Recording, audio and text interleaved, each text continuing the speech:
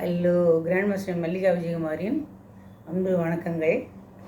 எல்லோரும் எப்படி இருக்கீங்க? உங்களுக்கு கதை சொல்லி ரொம்ப நாள் ஆச்சு இல்லையா?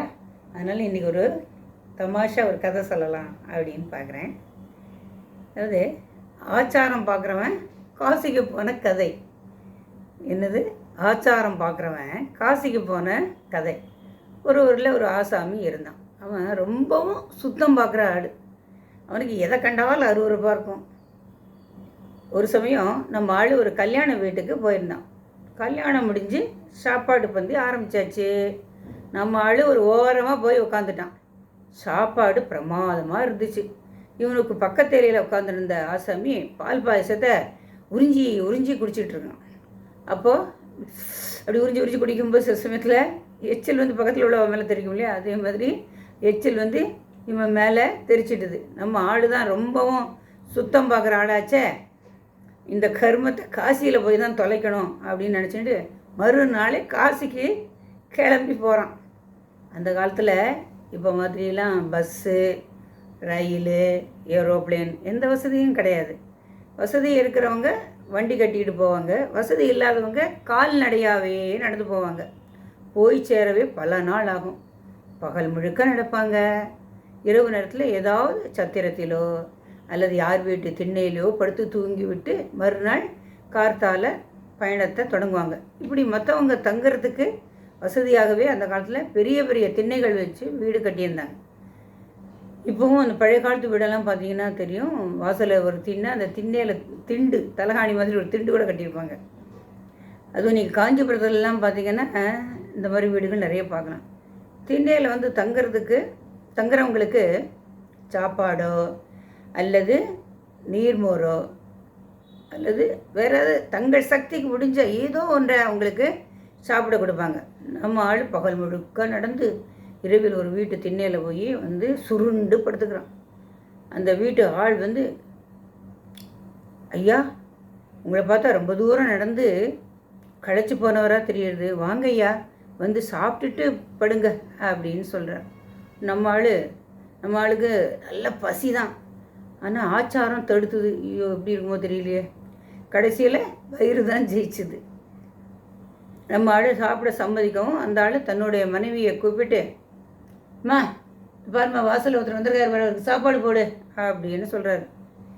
கை கால் சுத்தம் பண்ணிவிட்டு சாப்பிட உட்காந்த நம்ம ஆள், அம்மா எனக்கு இலையில் சாப்பிட்டுதாம்மா பழக்கம், அதனால் இலையில் பரிமாறணும் அப்படின்னு சொல்ல கொஞ்சம் யோசித்து அந்த அம்மா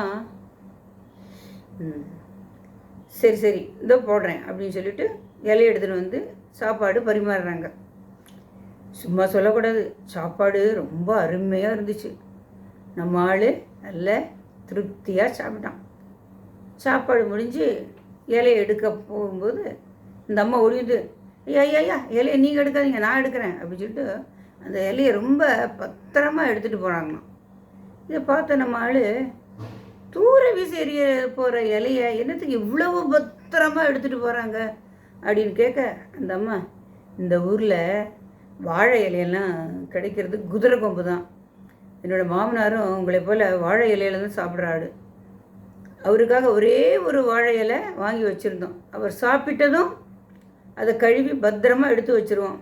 நீங்கள் வந்து வாழை இலையில தான் சாப்பிடுவேன் அப்படின்னு சொன்னதும் ஒரு வழி இல்லாமல் அந்த இலையவே திருப்பி கொண்டு வந்து உங்களுக்கு போட்டு உங்களை சாப்பிட சொன்னோம். உங்களை பட்னியாக போடவும் மனசு இல்லை, வேறு இலையும் இல்லை, நாங்கள் என்ன பண்ணுறது, அதனால தான் மாமனார் சாப்பிட்ட இலையிலேயே உங்களுக்கு சாப்பாடு போட்டோம் அப்படின்னு சாப்பாடு போட்டுட்டோம். அதனால தான் இப்போ அதை எடுத்து பத்திரமா வைக்கிறேன், அவர் வந்தால் வேணும் இல்லையா அப்படின்னு சொல்கிறாங்க. இவனுக்கு சாப்பிட்ட சாப்பாடெல்லாம் தொண்டையிலே சிக்கின மாதிரி இருந்துச்சு. என்னடா இது, அவர் சாப்பிட்ட இலையிலே ரொம்ப சாப்பிட்டோம் ஷே அப்படின்னு மனசில் நினச்சிக்கிறேன். சரி இந்த கருமத்தையும் காசியிலே போய் தொலைச்சிருவோம் அப்படின்னு நினச்சிக்கிட்டு படுத்து தூங்கிட்டான். மறுநாள் எழுந்து நடக்க ஆரம்பித்தான். அன்றைக்கு பகலெல்லாம் நடந்து விட்டு ராத்திரி அதே மாதிரி தான் ஒரு வீட்டு திண்ணையில் போய் தங்குறான்.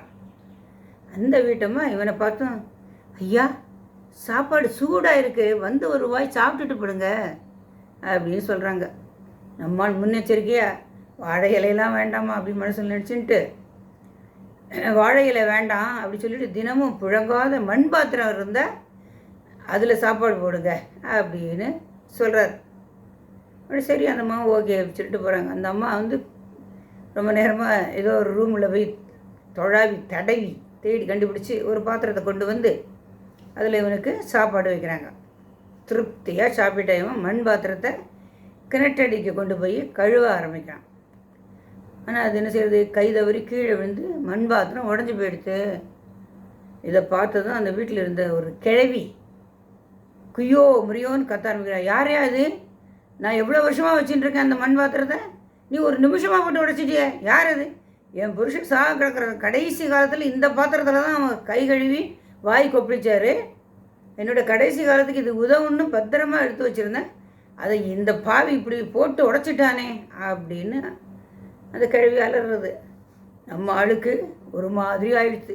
சே, அவர் கை கழுவுற அந்த பாத்திரத்துலையே நம்ம சாப்பிட்டோம் அப்படின்ட்டு மனசுக்கு சங்கடமாக எடுத்து.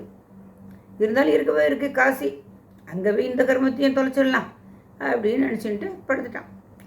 மறுநாள் எழுந்து நடக்க ஆரம்பித்தான். அன்றைக்கி ராத்திரி இதே மாதிரி இன்னொரு வீட்டு திண்ணையில் போய் தங்குறான். அந்த வீட்டில் இருந்த பாட்டி இவனை சாப்பிட கூப்பிடுறான்.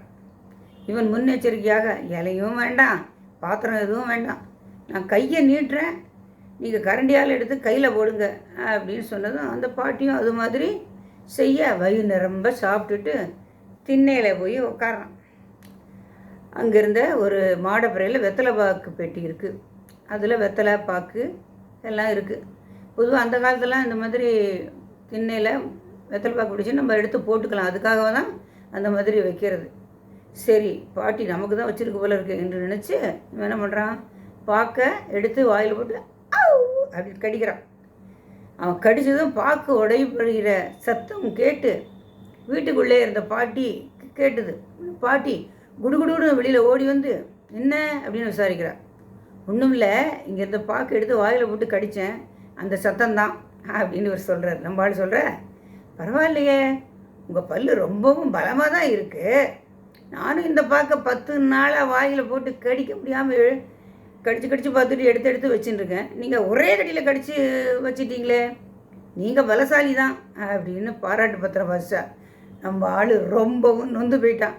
போதும்டா சாமி, காசிக்கு போகிற லட்சணம் அப்படின்னு முடிவு பண்ணிவிட்டு மறுநாள் தன்னோட ஊருக்கு திரும்ப ஆரம்பிச்சிட்டான். இதுதான் ஆச்சாரம் பார்த்தவன் காசிக்கு போன கதை. எப்படி இருக்குது இல்லை? வணக்கம்.